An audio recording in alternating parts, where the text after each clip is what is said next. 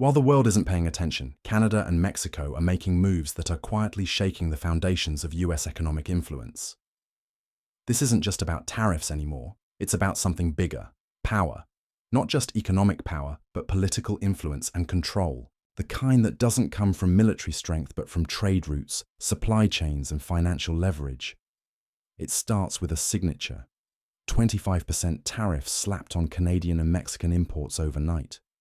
Just an economic punch meant to send a message: we're in charge. But here's the part Washington isn't ready for. Canada and Mexico aren't flinching. No panic, no desperate calls for compromise. Instead, they're responding with something more effective than retaliation: strategy. While the US focuses on posturing, Canada and Mexico are drawing up blueprints, not for revenge, but for realignment. This isn't shaping up to be a simple trade dispute. It's looking like an economic reckoning. Canada isn't lashing out. They're calculating targeted tariffs.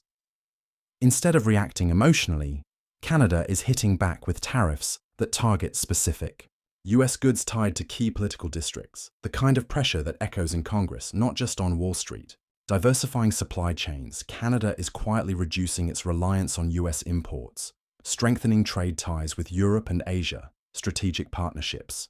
They're deepening global relationships, not out of spite, but to ensure they're never in this vulnerable position again. Because Canada understands the best retaliation isn't fighting back. It's making sure you never need to. While Canada plays defense, Mexico is playing offense. They aren't just reacting to the tariffs. They're using this as an opportunity to build an economy where the US isn't the central player. New trade deals. Mexico is locking in agreements with the EU, China, and South America, opening new markets and reducing dependency on the US. Boosting domestic manufacturing. Investments are pouring into Mexican industries, cutting down reliance on cross-border supply chains. Infrastructure expansion. Mexico is building new ports, rail lines, and trade routes that bypass US influence entirely. For Mexico, this isn't a setback, it's a reset. And every deal they sign is another crack in the foundation of US economic dominance. The US thought the tariffs would hurt Canada and Mexico, but the real pain is landing right here at home. Grocery prices surge. Food imports from Mexico are more expensive, and it's hitting wallets. Fruits, vegetables, basic staples rising, fuel costs, and energy supply chains are disrupted, driving up gas prices across the board. Here's the part no one wants to admit. Tariffs aren't taxes on other countries. They're taxes on your own people. When companies pay more to import goods, they don't absorb the cost. They pass it on to you. While tariffs dominate the headlines, another war is brewing quietly, a currency war. Canada's quiet shift. They're reducing reliance on the US dollar in key trade deals, shifting toward the euro and yuan. It's subtle, but it sends a message. We've got options. Mexico's strategic devaluation. Mexico is adjusting the value of the peso to make its exports more competitive globally, hurting US businesses without firing a single tariff back. But this isn't just about economics, it's psychological warfare. Because when confidence in the dollar shakes, the whole world feels it. And once that confidence cracks, it's not easy to patch it back together. Behind the scenes, corporate America is struggling. Factories are stalling. Critical parts from Canada and Mexico aren't moving, shutting down production lines across the US. The auto industry bleeds. Car manufacturers are facing massive delays. It's not because of big, complex systems.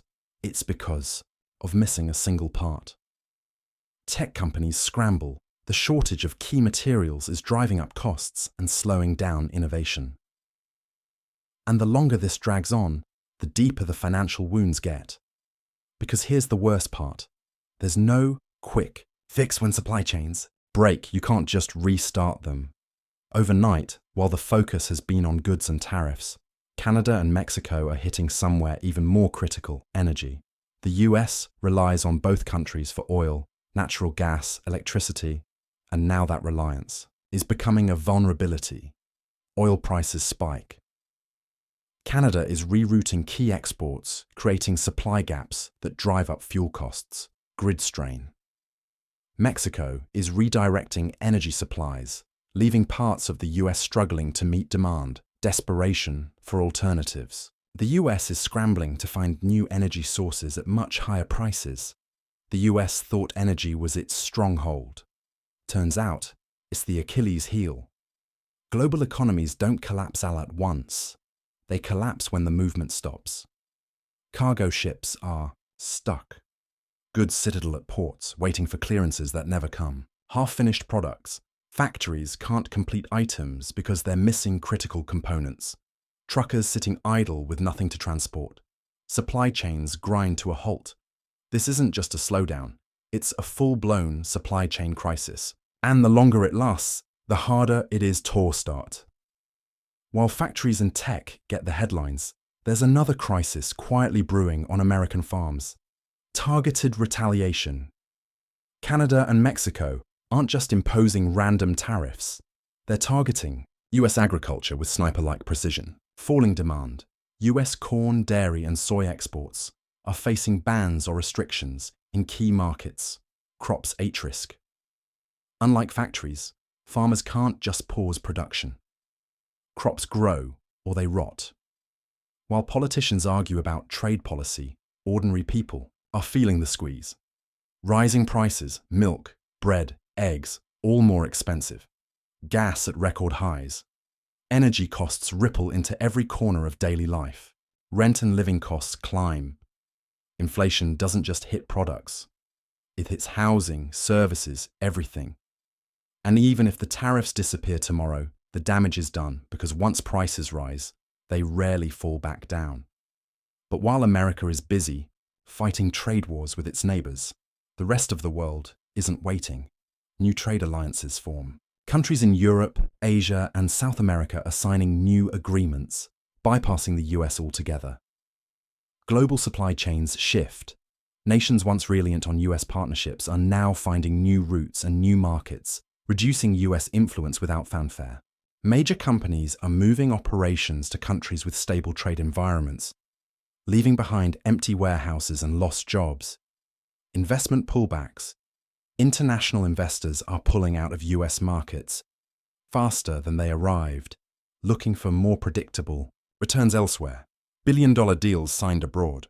Contracts that could have boosted the US economy are being signed in Singapore, Frankfurt, Mexico City, anywhere but Washington. So what's next? Do Canada and Mexico keep pushing? Does the US double down, or has the world already moved on without waiting for an answer? If this breakdown gave you something to think about, hit that subscribe button so you don't miss the next chapter. Drop your thoughts in the comments. How do you think this ends? Thanks for watching. And as always, see you in the next one.